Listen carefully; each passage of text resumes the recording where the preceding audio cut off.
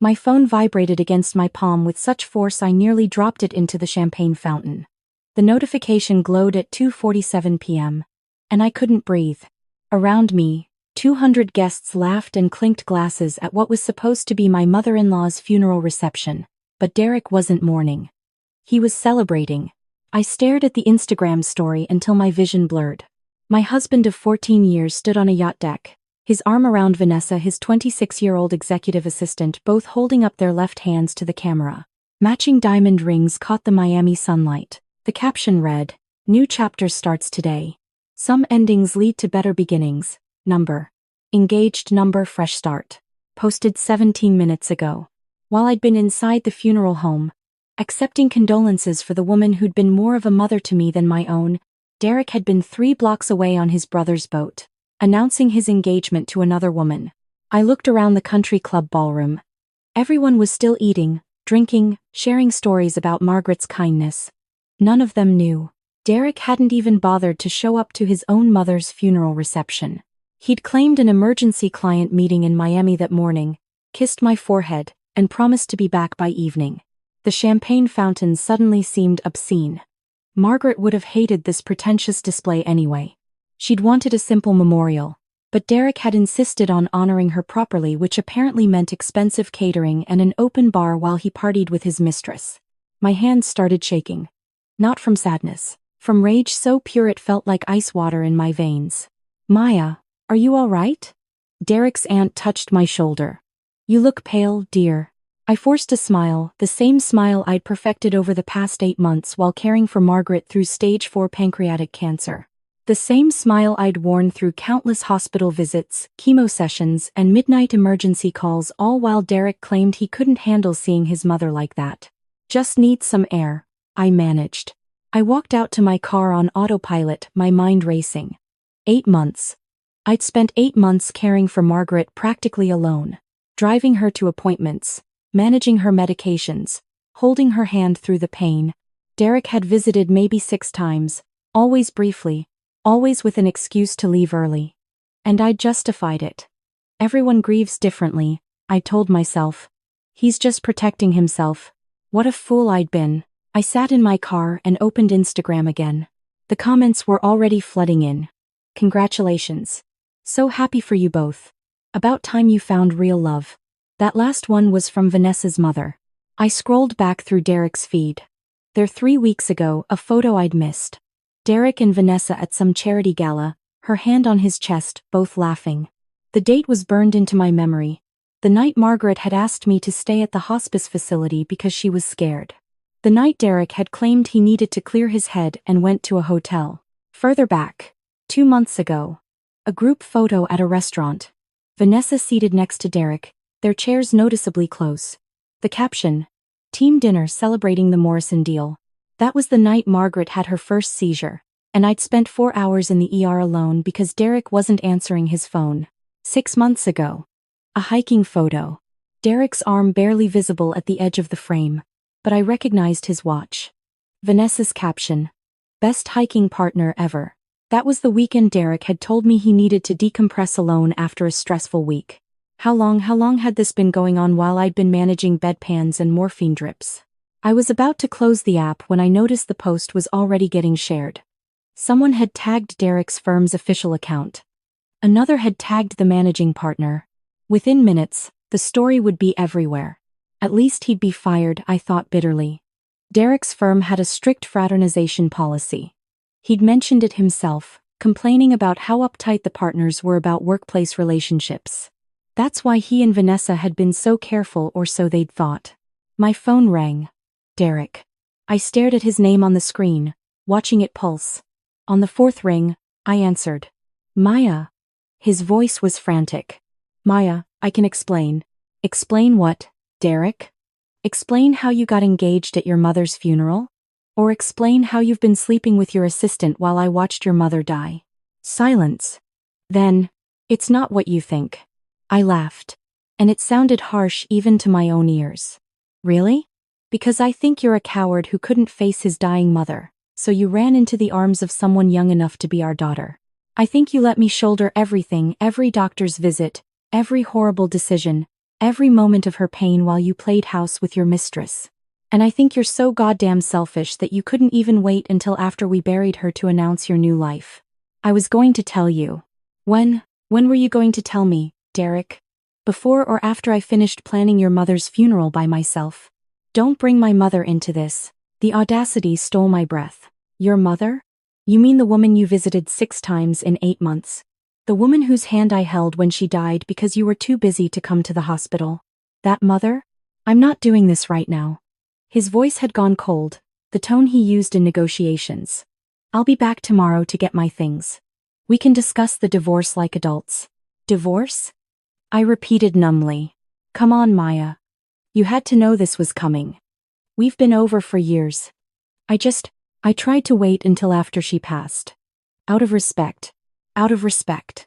He'd cheated on me, lied to me, abandoned his dying mother, announced his engagement at her funeral, but he'd done it out of respect. You're right, I said quietly. We should discuss this like adults. Come by the house tomorrow. We have a lot to sort out. I hung up before he could respond. For a long moment, I sat there, staring at my reflection in the rearview mirror. My makeup was perfect. My black dress was elegant, appropriate. I looked like a woman in control. I looked like a widow mourning her mother-in-law. I looked nothing like what I felt inside. I pulled out of the parking lot and drove home the house Derek and I had bought 10 years ago in the suburbs. The house where we'd hosted Margaret every Sunday for dinner, where we'd planned to raise children that never came. The living room was exactly as I'd left it that morning. But something felt different. Wrong. I noticed a picture frame was missing from the mantel, the photo of Derek, Margaret, and me from last Christmas. Derek must have taken it. Planning ahead for his new life. That's when I saw it. A cream envelope propped against the lamp on the side table. My name written in Margaret's shaky handwriting. My knees went weak. I'd been through this house a dozen times in the past week, packing Margaret's belongings, organizing paperwork. How had I missed this? I picked it up with trembling fingers. The envelope was sealed, dated 3 weeks before she died. Inside were 3 pages, front and back, covered in Margaret's distinctive script. The first few lines made my vision swim. My dearest Maya, if you're reading this, I'm gone. And I suspect Derek has finally shown his true colors. I'm so sorry, sweetheart. I wanted to tell you while I was alive, but I was a coward. I kept hoping he'd come to his senses, that the son I raised wasn't really capable of such cruelty. But these past months have shown me exactly who he's become. I know about Vanessa. I've known for almost a year. I had to sit down. The room tilted. Derek brought her to the house once when he thought I was too drugged to remember. It was about 10 months ago. He introduced her as a colleague. But I saw the way they looked at each other. The way she touched his arm. After they left, I found a receipt that had fallen from his jacket, a hotel room in the city, charged to his personal credit card, the same night he'd told you he was at a conference. I hired a private investigator. I'm not proud of it, but I needed to know. The evidence is in my safety deposit box at First National Bank. Box 547, key enclosed. There are photographs, hotel receipts, credit card statements, email exchanges. I had my investigator pull from Derek's cloud storage before he changed his passwords. Everything you'll need. My hands were shaking so hard I could barely read. Maya, you've been a daughter to me in every way that matters. You've shown me more love and care in these final months than Derek has shown in years. You deserve so much better than what he's given you. I've also enclosed something else in that box, documents for the lake house. You probably don't know this, but that property was in my name alone. It was my parents' house, left to me. Derek always assumed it was marital property he'd inherit, but I changed my will 6 weeks ago. The house is yours now. Maya. Everything in it, including my mother's jewelry and the art collection. I know Derek has his eye on selling it for the waterfront value, but I can't let him have it. You're the one who loved that place. You're the one who spent weekends there with me, who understood why it mattered. I've also left you my investment portfolio, the one Derek doesn't know about. My financial advisor has instructions. It's roughly $380,000. I was saving it for grandchildren, but, well, I want you to have security, freedom, whatever you need to build a new life. I know Derek. He'll try to blindside you, try to make you feel guilty or confused. He'll use his lawyer tricks and charm. Don't let him. You are stronger than you know. You are kinder, smarter, and more resilient than he ever gave you credit for. Take care of yourself, sweetheart. And remember, living well is the best revenge. But if you need to burn his world down first, you have my blessing. All my love, Margaret. I read it 3 times, tears streaming down my face. Then I carefully folded it, placed it back in the envelope, and drove to the bank. The safety deposit box was exactly where Margaret said it would be. Inside, I found a thick manila envelope containing everything she'd promised. The photographs were damning. Derek and Vanessa at restaurants, holding hands, entering hotel rooms. One was date-stamped from 14 months ago, 2 months before Margaret's diagnosis. They'd been together longer than I'd imagined. The emails were worse. Exchanges about how boring I was, how I'd let myself go, how Derek was just waiting for the right time. Vanessa complaining about having to sneak around. Derek promising her that once the inheritance cleared, they could finally be together openly. The inheritance. He'd been waiting for his mother to die so he could cash out and leave me. But he didn't know Margaret had changed her will. He didn't know about the portfolio. He thought he'd get the lake house. The investments. Everything. He was counting on it. I sat in the bank parking lot and made a list of every single thing I knew about Derek's life. His career, his reputation, his carefully constructed image as a devoted son and husband. His firm's strict policies. His upcoming promotion to senior partner contingent on his stable family life and moral character. Then I made a plan. The next morning, Derek showed up at the house with moving boxes and his brother Kyle. I greeted them calmly, offered coffee. I appreciate you being civil about this, Derek said, actually looking relieved. I know yesterday was not ideal timing. Not ideal timing. He'd announced his engagement at his mother's funeral, and he called it not ideal timing. We need to discuss assets, I said. The house, the accounts, Margaret's estate. I've already talked to my lawyer, Derek said. We can split the house 50-50. As for Mom's stuff, obviously the lake house and her investments come to me as her only child. You can keep her jewelry if you want sentimental value and all that. I nodded slowly. And your retirement accounts? The joint savings. We'll split those fairly? He actually smiled. See? This doesn't have to be ugly. No, I agreed. It doesn't. I just have one question. What? Did you love her? Your mother. At the end, did you love her at all? Derek's expression flickered. Of course I did. Just because I couldn't handle watching her suffer doesn't mean. You weren't watching her suffer, Derek. I was. You were watching Vanessa. Maya. I found the pictures. The emails. All of it. The color drained from his face. You went through my things? Your mother went through your things. She hired an investigator. She knew everything, Derek. And she made sure I'd know too. Derek's jaw clenched. Kyle stepped forward. Maybe we should take a break. No, I said. We're done. Derek, you're going to sign whatever divorce papers my lawyer sends you. You're going to accept a clean 50-50 split of our marital assets and nothing more. You're not getting the lake house. You're not getting Margaret's portfolio. Those were never yours. Bullshit. I'm her son. Read her will. She changed it 6 weeks ago. I've already filed it with probate court. Derek's face went from white to red. You manipulated a dying woman. I cared for a dying woman while you screwed your secretary. There's a difference. She's my executive assistant. She's the reason you're about to lose your job. Derek froze. What did you do? Me? Nothing. But someone I wonder who forwarded your Instagram engagement announcement to your firm's managing partners, along with some interesting photos of you and Vanessa on company time, at company events, using company resources for personal trips. Turns out your Morrison deal celebration dinner? Company card. That Miami yacht? Belongs to a client you were supposed to be doing due diligence for. Not partying with. Derek's hands balled into fists. You vindictive bitch. I'm vindictive? You cheated on me while I watched your mother die.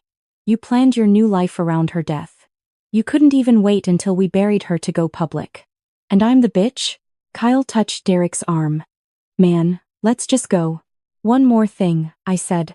I called Vanessa's parents this morning. Turns out they didn't know she was engaged. They also didn't know you're still married. Her father was very interested in the timeline of your relationship. especially the parts that overlap with company trips he funded. Derek's face went ashen. Vanessa's father was one of the firm's biggest clients. So here's how this is going to go, I continued. You're going to sign the divorce papers without contest. You're going to issue a public apology for your lapse in judgment during a difficult time. You're going to quietly leave your firm before they fire you. And you're going to stay the hell away from me. And if I don't? I pulled out my phone and opened a folder. Then I release these to every professional contact you have. Every client. Every colleague. Every single person who thinks you're a devoted family man. Let's see how your career survives when everyone knows you abandoned your dying mother and defrauded your employer to fund an affair. The silence stretched between us like a chasm. Finally, Kyle said quietly, Derek. Sign the papers, man. Derek looked at me like he'd never seen me before. Maybe he hadn't. Maybe the woman he'd married, the one who'd made herself small, who'd been understanding about his long hours and distant moods, had died somewhere between Margaret's diagnosis and her funeral. You've changed, he said, and it sounded like an accusation. No, I replied. I just stopped pretending you were worth the effort. They left 20 minutes later. No boxes.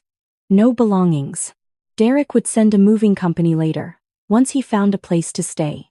Apparently, Vanessa's apartment wasn't quite ready for cohabitation. I stood in the empty house and felt nothing. No grief. No satisfaction. Just a hollow quiet where my marriage used to be. My phone rang. Margaret's lawyer. Mrs. Barrett, I wanted to inform you that the will has been filed and the lake house title transfer is in process. The investment portfolio will be accessible within the week. Is there anything else you need? Actually, yes. I'd like to make a donation in Margaret's name. To the hospice facility where she spent her final days. The whole portfolio. There was a pause. Mrs. Barrett. That's a substantial amount. I know. But those people cared for her when her own son wouldn't. They deserve to be able to care for others too. That's very generous. I'll draw up the paperwork. After we hung up, I walked through the house one last time. 14 years of my life lived here. 14 years of hoping Derek would notice me, choose me, love me the way I loved him. What a waste. I packed a bag and drove to the lake house. Margaret's house. My house now. It was exactly as we'd left it 3 months ago, before she'd gotten too sick to travel. Her reading glasses on the side table. A half-finished crossword puzzle. The porch swing where we'd spent countless evenings talking about everything and nothing. I sat on that swing as the sun set over the water and finally let myself cry. Not for Derek. Not for my marriage. For Margaret, who deserved better than the son she'd raised. For myself, who'd wasted so much time on someone so unworthy. But also, quietly, for the future I hadn't let myself imagine. The one where I wasn't trying to earn Derek's attention. Where I wasn't making myself smaller to fit his life. Where I was enough, exactly as I was. 3 weeks later, Derek's firm issued a statement about his resignation to pursue other opportunities. The divorce papers were signed without contest. Vanessa's father pulled his business from the firm, and rumor had it she'd been let go shortly after. I heard through mutual friends that Derek and Vanessa had broken up. Apparently, losing his job and inheritance had made him not the man she'd fallen for. I didn't feel satisfaction at that news. I didn't feel anything. I spent that summer at the lake house, learning how to be alone, how to wake up without anxiety knotting my stomach, how to eat dinner without wondering if someone was judging my choices, how to take up space without apologizing for it. On what would have been our 15th wedding anniversary, I scattered Margaret's ashes in the lake where she'd asked to be released. The urn had been sitting in my closet because Derek had been too busy to plan a proper memorial. Thank you, I whispered to the water, to the sky, to the woman who'd loved me better than her own son. Thank you for seeing me. Thank you for saving me. The water rippled gently, carrying her away. 6 months after the divorce was finalized, I sold the suburban house and used the money to open a small graphic design studio in town, near the lake. I named it New Chapters Design. Margaret would have appreciated the irony. I hired 2 employees, both women rebuilding after their own divorces. We took on clients who needed rebranding, fresh starts, second chances. It felt right, helping others reinvent themselves while I was doing the same. I dated occasionally, but I wasn't in a hurry. I'd spent 14 years of my life trying to be what someone else needed. I was learning, slowly, to be what I needed. A year after Margaret's death, I visited her grave. The headstone was simple, elegant, exactly what she'd wanted. I brought tulips, her favorite. I'm okay, I told her. More than okay. Actually, you were right about everything. Living well really is the best revenge. I paused, then smiled. Though burning his world down first didn't hurt either. As I walked back to my car, my phone buzzed. A text from an unknown number. I heard you started a business. Congratulations. I hope you're doing well, Derek. Even now, he couldn't help himself, couldn't let me go completely. Had to remind me he still thought about me, still cared in his own twisted way. I stared at the message for a long moment. Then I blocked the number without responding. Some endings don't deserve closure. Some people don't deserve to know how their story continues without them.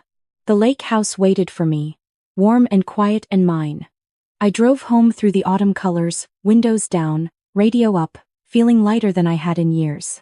Derek had wanted me to bury Margaret alone, to carry that grief by myself while he celebrated new beginnings. But he'd miscalculated. Margaret had never been a burden to bury. She'd been a gift to receive. And in leaving me everything, she'd given me the one thing Derek never could. The freedom to choose myself. I pulled into the driveway and sat for a moment, looking at the house, my house reflected in the lake's still surface. The sun was setting, painting everything gold. New beginnings, I thought. Derek had been right about one thing. Some endings really do lead to better beginnings. Just not the ones he'd imagined.